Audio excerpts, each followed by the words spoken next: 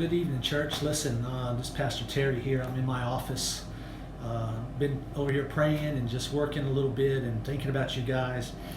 And it's been a super nice day outside. It's been overcast. We know that, and it looks like it's going to rain, but just the temperature's been perfect, and what a day. But I just wanted to let y'all know how much I've been missing y'all here at church. But hey, right around the corner this Sunday we're having our concert, so I pray that you will be ready to drive up and be a part of that. But listen, I want us to talk about something else. I want us to walk around our facility a little bit and maybe talk about, why do we do this? Why do we come to this church? Why do we take the time? Why do we take the money? Why do we take the resources to do all of this? And if anything, maybe this pandemic has showed us to re-engage some different priorities and some more responsible ways of doing things and more efficient ways of doing things. Listen, you know I love you, and I love Jesus more than anything else. So I want to be the most efficient team we can be spreading the gospel across North America and across the world. And I believe Pena Baptist Church can do that. I believe we can share the gospel with the whole world. Now that's aggressive, and that's extraordinary, to be honest with you. But I believe we serve an extraordinary God. And because we serve an extraordinary God, I think He's wanting to do extraordinary things through us. So I want to leave you with that challenge, and we're going to show you a video here in a minute of a young lady named Amanda. And I think Amanda's story really is why we do this. I've got this video from the International Mission Board, and it really does tell, why do we do all of this? Why do we do this? And shouldn't this be our number one goal, to share the gospel around the world? So enjoy the video, and I'll be back with you right afterwards. Brazilians are so loud. They're loving, they're kind. And they are always laughing. They're touchy-feely people. They're very busy. If they're not at work or at school, they're stuck in traffic. That's Brazilians for me. They're just so incredible, but human in the end.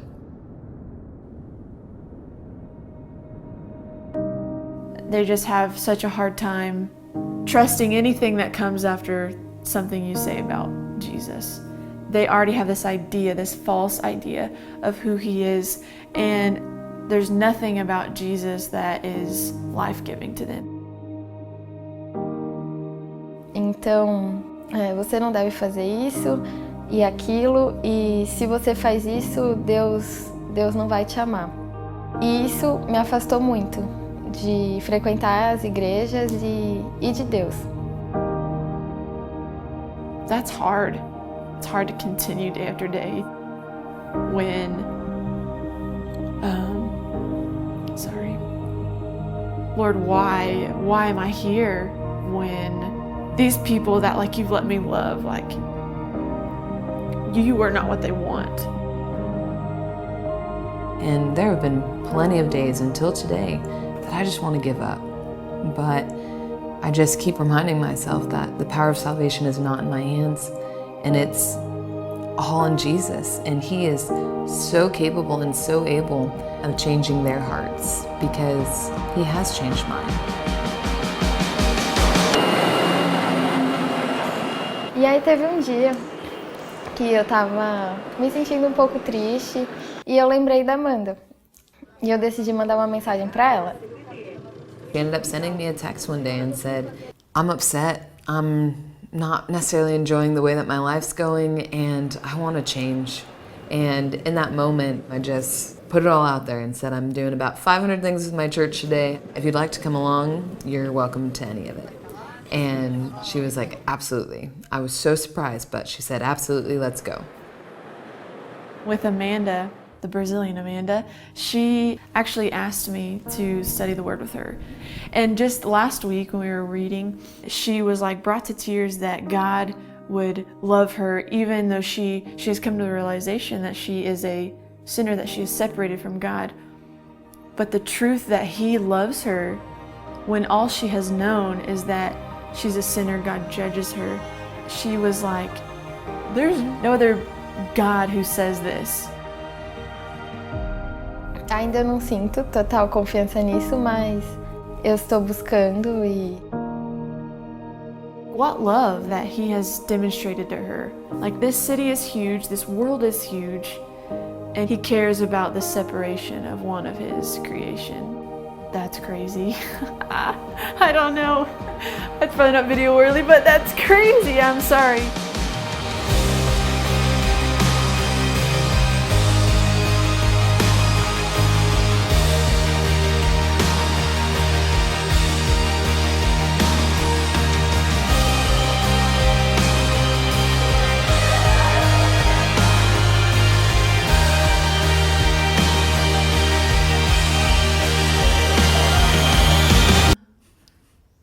So the greatest thing ever happened last night.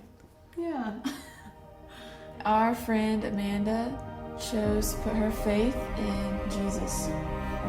I know that it's so real, and I know that the Holy Spirit is moving in her, and it's just amazing to see Amanda in the purest form and just understanding what she has won in Christ and the victory that He has won for her. But now comes like the most exciting part of her knowing relationship with God. And God is going to use her to bring others to know Him and to, she has a redemption story. She has a from death to life story. This is a reality that God is saving people, and He is pursuing young adults in Sao Paulo, and He is not giving up.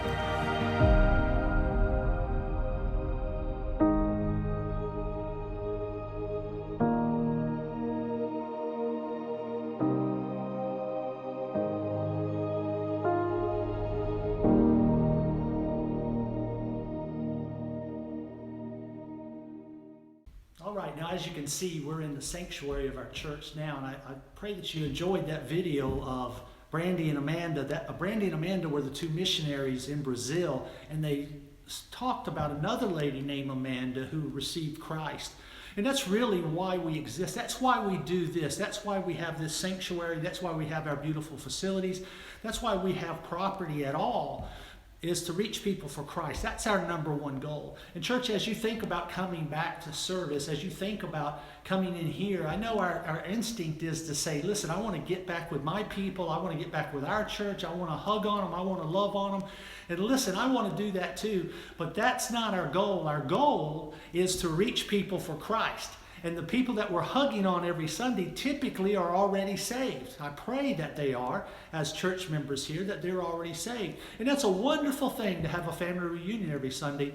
But I want you to begin praying now about how are we going to use this opportunity which God has given us. This pandemic is an opportunity. It's not just been a restriction. It's an opportunity for us to reach others for Christ. How are we going to do in our community, and what are we going to do in our community to make a difference in the lives of those who are lost, those who are struggling, those who, like the young lady in Brazil, Amanda, believed that God was only there to hold them back, only there to hammer them, only there to convict them, only there to accuse them. We have those people in our community. We have an opportunity, church, to make a difference. And I pray that you're praying about that. I'm asking you as your pastor to pray about that, because that's why we exist. That's why we do this. As I said earlier, we have an extraordinary mission ahead of us to reach the world for Christ, but we serve an extraordinary God, and I think that He's capable of working through us to do that if we'll just be sensitive to that. You know, and why do I think that? Because we as Southern Baptists have such a history of that. We have a history of being that kind of person, of that kind of church, of those kind of people.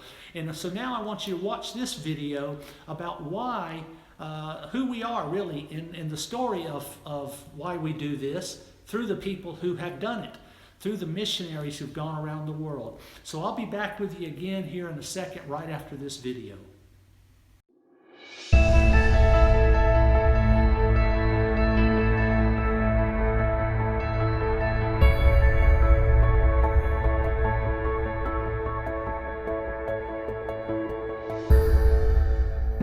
I've been a pastor for 28 years. I've been coming to the International Mission Board archives for a couple of years because these stories fascinate me. I think they're the greatest stories, and many of them have just not been told. I pastor Old Powhatan Baptist Church. I've pastored there for about 10 years. We want missions to not just be an activity of what we do, but we know it's part of who we are. As Southern Baptists, our identity is found in who we've been, and that makes us who we are.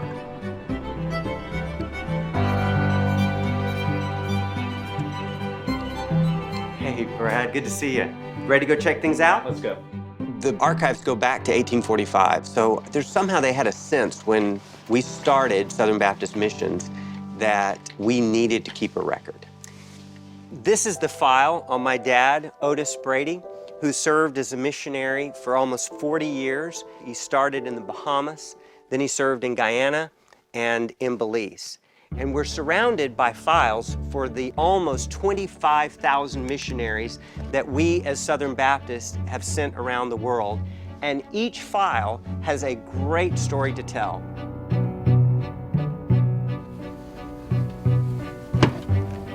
This is Eric Alfred Nelson. He's one of our most unique missionaries. He wasn't born in the South. In fact, he was born in Sweden. So Eric had not been in Brazil long when he began to realize that there was just an absolute lack of gospel preaching there in the Amazon. And so God provided him with the funds to buy a boat. Let me show you this. This is his missionary boat. It's called the Buffalo, bought with mission funds. And he did this for over 40 years, just always up the river, always wanting to go further.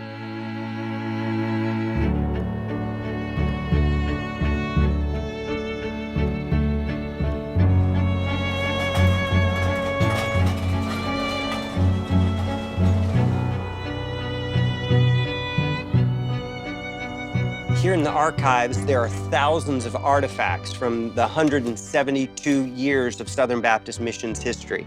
In fact, what we have here are some of the artifacts from a missionary to Brazil by the name of Blani Foreman. And so even though it was cutting-edge technology, he taught himself how to fly an airplane. He taught himself how to fly an airplane. Yep, taught himself how to fly an airplane. In fact, this is the actual headset that Blani used in that airplane. Wow. Blani had an incredible ministry there in Brazil. He led many people to faith in Jesus Christ, planted churches, even started a school. But sadly, in 1955, he died in a crash in the jungles of Brazil. So missionaries had to be willing to do whatever it takes. Yeah, absolutely.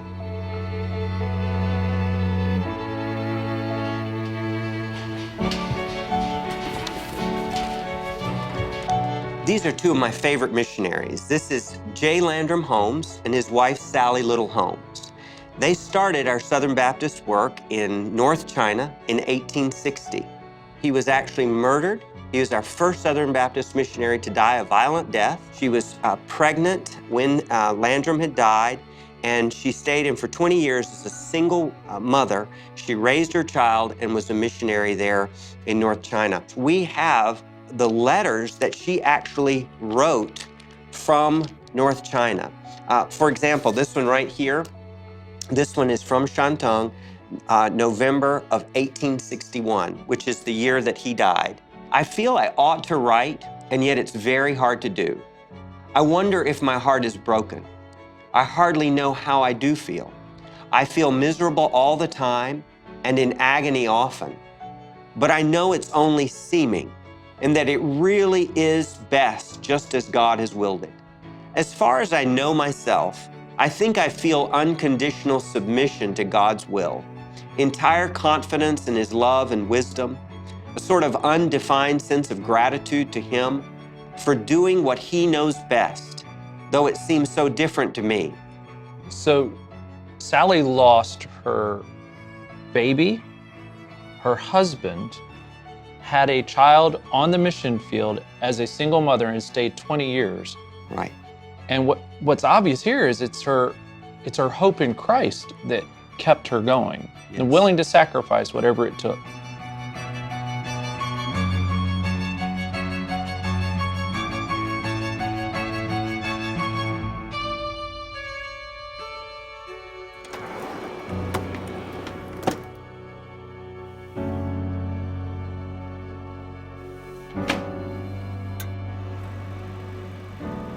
This is the application of Rufus Gray.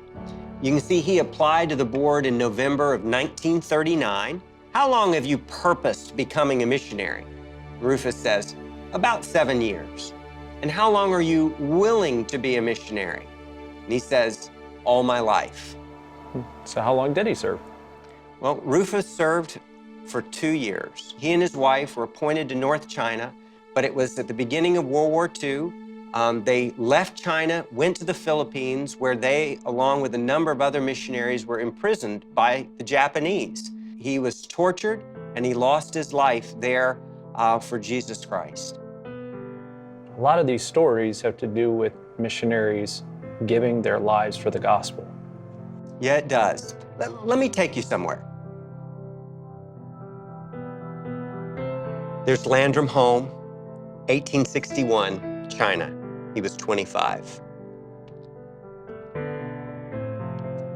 There's Rufus Gray, 1942.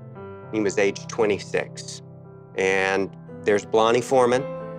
He was 55, and he died in Brazil in 1955. And Karen Watson, 2004. Wait, she died in Iraq, right?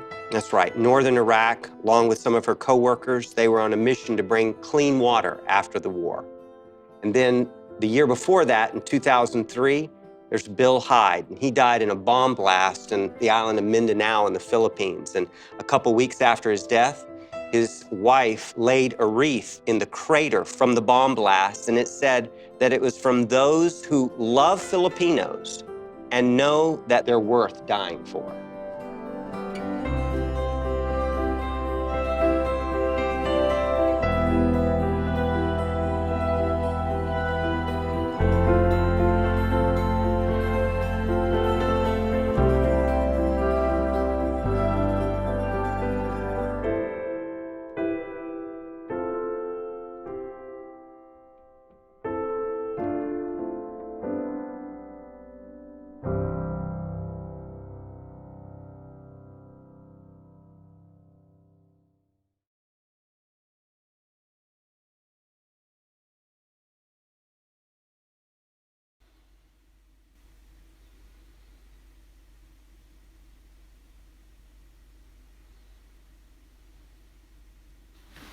Oh, hey, how y'all doing? Listen, I guess the video's over now.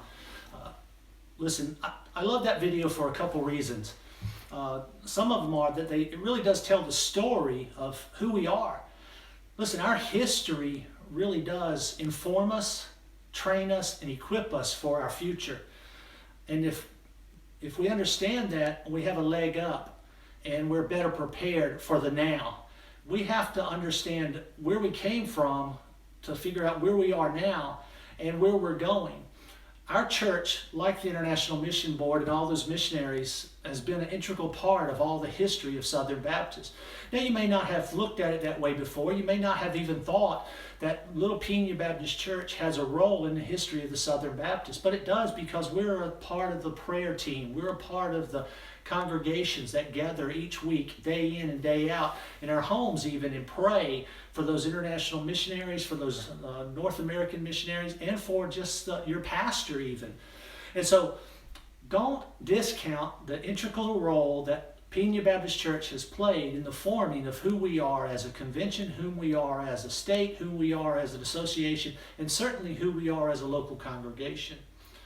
Listen, we're valuable to God. Valuable enough that God sent His only Son, that whoever would believe in Him would not perish but have everlasting life. You mean that much to God. And I want to tell you as your pastor that you mean that much to me too.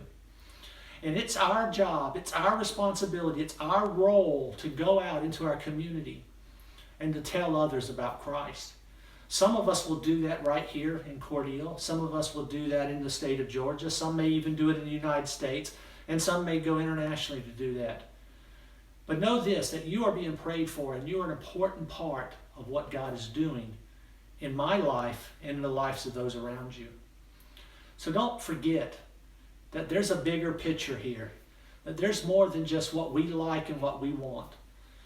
God is at work in our midst, and He is using us to energize, to move others, to make a difference in the world around us. So I want you to be encouraged. As we plan for our services to start back, right now our plan is for our first in-person service to be June 7th. This weekend is the 31st of May. We're going to have a drive-up concert. Following that, the following weekend, we plan on having our first in-person service. And so we'll get you the details on that. I'm going to meet with the team tonight, and we're going to finalize some of those things. And in so doing, we'll have details for you beginning next week on what time you can show up here. It's going to be different than it was before. We're going to have to keep our social distancing in order. We're going to have to change a few things just to accommodate the new norm. Be in prayer for us as we work through those details and as we look for those things to happen. But in the meantime, be planning to come to our concert. 11 o'clock this Sunday, we're going to have the Dayspring Trio from Americus, Georgia coming and singing with us. We're going to drive up. You're going to have parking directions. People will direct you to your parking spot. Be able to tune your radio to an FM channel, and you're going to be able to watch and listen to this group sing as they bless our hearts. And my prayer is that the weather will hold out, that it's okay if it's cloudy. I just don't want it to be raining. We can roll our windows down, pump our stereos up in our cars, our vehicles as loud as we can. We can listen to gospel music, and we can fill the air with praise.